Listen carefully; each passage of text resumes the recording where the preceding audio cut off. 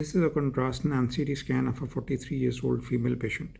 She presented with recurrent urinary retentions.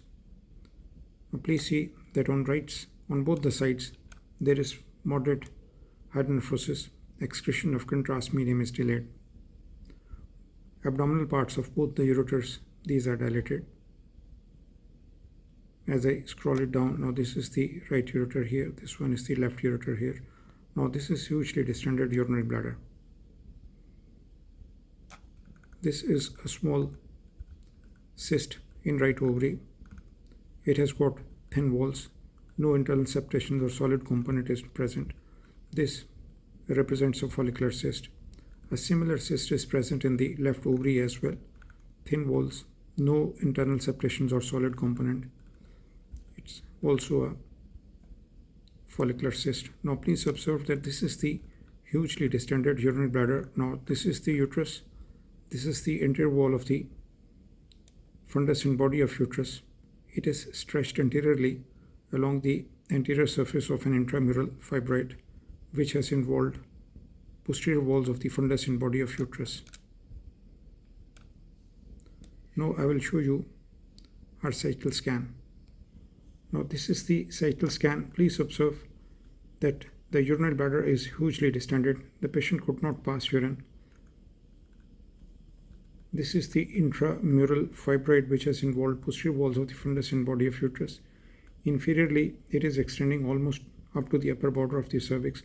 Now this is the endometrium, this lucent line which is displaced anteriorly. Significant amount of normal looking myometrium is present in the fundus and anterior wall of the uterus as well as along the anterior wall of the intramural fibroid in the posterior wall of the uterus.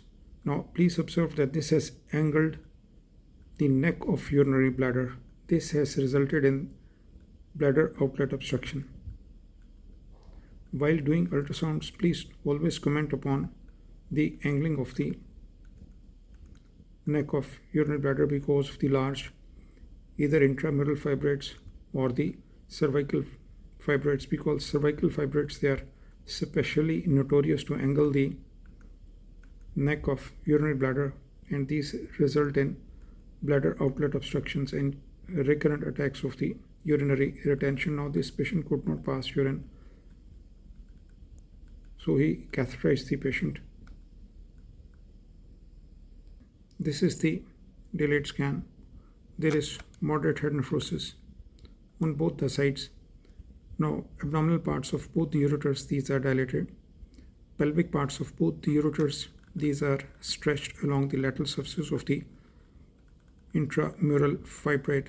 So the hydroureteronephrosis on both sides is partly because of the compressions of both the ureters by the fibroid as well as because of the bladder outlet obstruction and the distended urinary bladder. Now this is the left ureter and this is the right ureter here.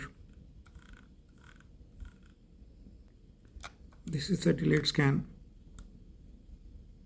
Both ureters are dilated. Patient was, now please observe the same state of the ovaries,